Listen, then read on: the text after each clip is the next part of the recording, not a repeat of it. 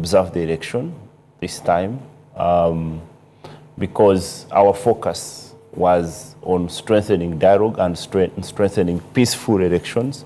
So we are not accredited for observation process. What kind of elections are on the horizon, given what is obtaining at the moment? Uganda has had a series of elections. The last ones we had in 2021 were unique in one or the other. And the 2026, when I was thinking through the elections, I think they are going to be unique because of a number of factors. And one of the factors is the demographic factor. Why? You are going to have many voters below 45 years. And it simply means that the voters who are below 45 years are voters who have not known the history of the country beyond 1986. And that simply means that they have only participated in electoral processes that have been under the NRM government and the NRM regime. That's a very critical factor, meaning that we are going to have young people, largely youth, who are going to go to the polls. So have you interested yourself in the register? How the register, whether it's clean? The political parties that we work with and the National Consultative Forum that we closely work with and support have interested themselves and have given us feedback on the register. And the Electoral Commission, you must know, that has also been praising itself for the pre-electoral activities on the roadmap, including the update of the register. One thing that happened towards the end that was a little bit challenging was the increase of the polling stations. That happened towards the end. Of course, that could franchise some people, but also Ugandans, you need to quickly go on the internet if you can and check your name. But I was still talking about the factors as the demographics. Demographics. And I was talking about the factor of young people. That's one. The other factor is the informal groups. We include the border sector, which is one of the biggest industries we have in the country, the people who are in saloons, the people who are in informal work.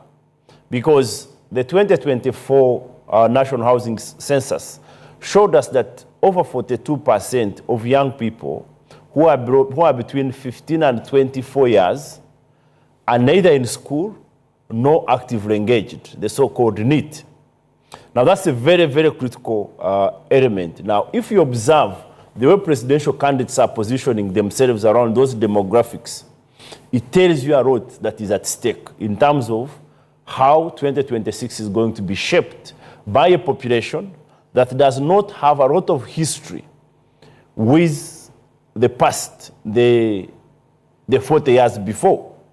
And that means that the messaging, the information, and the choice of how this population should vote should be deliberate. And in my view, one of the issues that we should be looking out for is, are we going to have dignified, credible, transparent, peaceful elections? What are the parameters? I think we need to explore this. We always talk of credible, free, and fair elections. And transparent elections. So one of the parameters is the access to information, especially information that is held by one of the National Peace Conference which we had. And the Electoral Commission said for the first time they have been given 100% of the budget they asked for. 100%. So Electoral Commission should not have an excuse of funds. Number two... But there's not been civic education, right? Voter education. Voter education. Voter education, yes. Because also maybe the budget, when you observe, I think part of the money that was going to Electoral Commission, about 1.2 trillion, was approved by Parliament, was it last week? So the budget could be there, but at what time is the budget approved? Is also critical, because if you approve my entire budget, the voter education which is supposed to happen a year before or 6-7 months before, and you approve a budget 1 month to voting process, the question would be, will that money effectively do the voter education that I'm supposed to do? We were told that also they have brought voter verification machines, which are supposed to eliminate ballot stuffing, which are supposed to eliminate ghost voting, which are supposed to ensure there is transparent transmission of votes.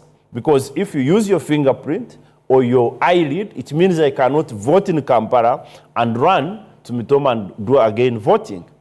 Now, the whole question is, have we done a pilot to see that those VVT kits are working? Do we have enough sensitization across the country for people to understand that these VVT machines are going to be effective, to know how to use them effectively? That would be another question. They rely on internet. Is there internet coverage across the country? The Electoral Commission again was saying that they have secured their own internet and the VVT machines should be able to work across.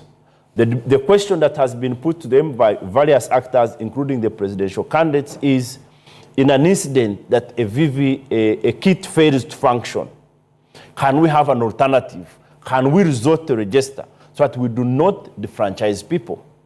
Now, if these parameters are not implemented to 80-90%, then you doubt the process. The other thing that can dent our process is if the process becomes chaotic, if we experience violence, then the process will cease to be credible, will cease to be free and fair. Two things, and I've been saying it. One is that you have a professional, trained security group, and you have citizens who are being provocative, assumedly, or who are being motivated or radicalized to be provocative. Now, for a professional person, you are trained to manage that circumstances. So I would expect that the rational, professional security agencies do not fall for the trap. Because when they fall for the trap, who is discredited? Everybody will look at the citizens first before looking at the institution. So how I wish the security agencies led by the police who are mandated to manage